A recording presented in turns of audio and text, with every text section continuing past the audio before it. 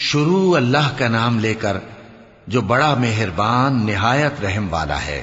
بکھیرنے والی ہواؤں کی قسم جو اڑا کر بکھیر دیتی ہیں، پھر پانی کا بوجھ اٹھاتی ہیں، پھر آہستہ آہستہ چلتی ہیں، پھر اس چیز کو یعنی بارش کو تقسیم کرتی ہیں کہ جو وعدہ تم سے کیا جاتا ہے وہ یقیناً سچا ہے، اور انصاف کا دن ضرور واقع ہوگا۔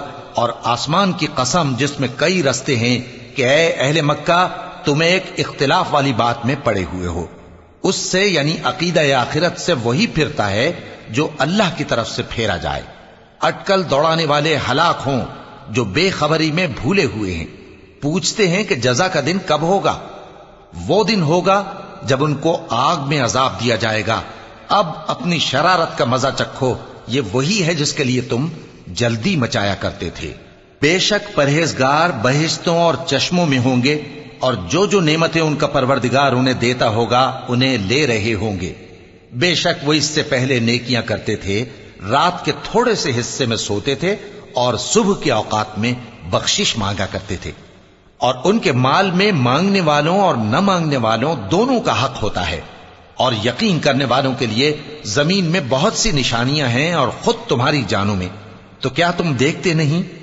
اور تمہارا رزق اور جس چیز کا تم سے وعدہ کیا جاتا ہے آسمان میں ہے، تو آسمان اور زمین کے مالک کی قسم یہ اسی طرح قابل یقین ہے جس طرح تم بات کرتے ہو۔ اے نبی، کیا تمہارے پاس ابراہیم کے معزز مہمانوں کی خبر پہنچی ہے؟ جب وہ ان کے پاس آئے تو سلام کہا، انہوں نے بھی جواب میں سلام کہا۔ دیکھا تو ایسے لوگ کہ نہ جان نہ پہچان۔ پھر وہ اپنے گھر جا کر ایک بھنا ہوا موٹا بچڑا لائے اور کھانے کے لیے ان کے آگے رکھ دیا۔ کہنے لگے کہ آپ تناول کیوں نہیں فرماتے؟ اور ان سے خوف محسوس کیا۔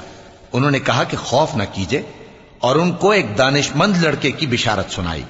تو ابراہیم کی بیوی چلاتی آئیں اور اپنا منہ پیٹ کر کہنے لگیں کہ ایک تو میں بڑھیا، اوپر سے بانجھ۔ انہوں نے کہا تمہارے پروردگار نے یوں ہی فرمایا ہے، وہ بے شک صاحب حکمت ہے، خبردار ہے۔ ابراہیم نے کہا کہ فرشتو، اب تمہارا اصل کام کیا ہے؟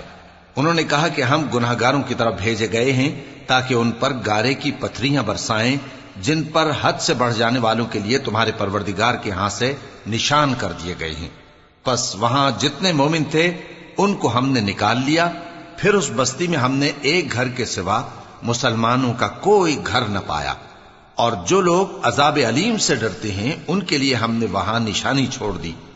اور موسیٰ کے حال میں بھی نشانی ہے، جب ہم نے ان کو فرعون کی طرف کھلا ہوا معجزہ دے کر بھیجا تو اس نے اپنی قوت کے گھمنڈ پر منہ موڑ لیا اور کہنے لگا یہ تو جادوگر ہے یا دیوانہ۔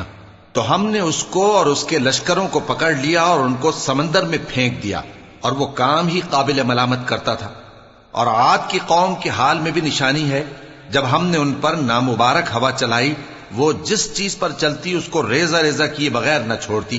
اور قوم سمود کے حال میں بھی نشانی ہے، جب ان سے کہا گیا کہ ایک وقت تک فائدہ اٹھا لو، پس انہوں نے اپنے پروردگار کے حکم سے سرکشی کی، سو ان کو کڑک نے آ پکڑا اور وہ دیکھ رہے تھے۔ پھر وہ نہ تو کھڑے رہنے کی طاقت رکھتے تھے اور نہ مقابلہ کر سکتے تھے، اور اس سے پہلے ہم نوح کی قوم کو ہلاک کر چکے تھے۔ بے شک وہ نافرمان لوگ تھے۔ اور آسمان کو ہم ہی نے اپنی قدرت سے بنایا، اور ہم کو ہر طرح کی قدرت ہے، اور زمین کو ہم ہی نے بچھایا، تو دیکھو ہم کیا خوب بچھانے والے ہیں۔ اور ہر چیز کے ہم نے دو دو جوڑے بنائے تاکہ تم نصیحت حاصل کرو۔ تو تم لوگ اللہ کی طرف دوڑ چلو، میں اس کی طرف سے تم کو صاف صاف خبردار کرنے والا ہوں۔ اور اللہ کے ساتھ کسی اور کو معبود نہ بناؤ، میں اس کی طرف سے تم کو صاف صاف خبردار کرنے والا ہوں۔ اسی طرح ان سے پہلے لوگوں کے پاس بھی جو پیغمبر آتا تو وہ بھی اس کو جادوگر یا دیوانہ کہتے۔ کیا یہ لوگ ایک دوسرے کو اسی بات کی وصیت کر مرے ہیں؟ نہیں، بلکہ یہ شریر لوگ ہیں۔ تو اے نبی ان سے منہ موڑ لو، تم کو ہماری طرف سے ملامت نہ ہوگی، اور نصیحت کرتے رہو کہ نصیحت مومنوں کو نفع دیتی ہے۔ اور میں نے جنوں اور انسانوں کو اسی لیے پیدا کیا ہے کہ وہ میری عبادت کریں۔ میں ان سے رزق تو نہیں مانگتا، اور نہ یہ چاہتا ہوں کہ وہ مجھے کھانا کھلائیں۔ اللہ ہی تو سب کو رزق دینے والا ہے، زور آور ہے، مضبوط ہے۔ سو کچھ شک نہیں کہ ان ظالموں کے لیے بھی عذاب کی نوبت مقرر ہے، جس طرح ان کے ساتھیوں کی نوبت تھی۔ تو ان کو مجھ سے عذاب جلدی نہیں طلب کرنا چاہیے، پھر جس دن کا ان کافروں سے وعدہ کیا جاتا ہے اس سے ان کے لیے خرابی ہے۔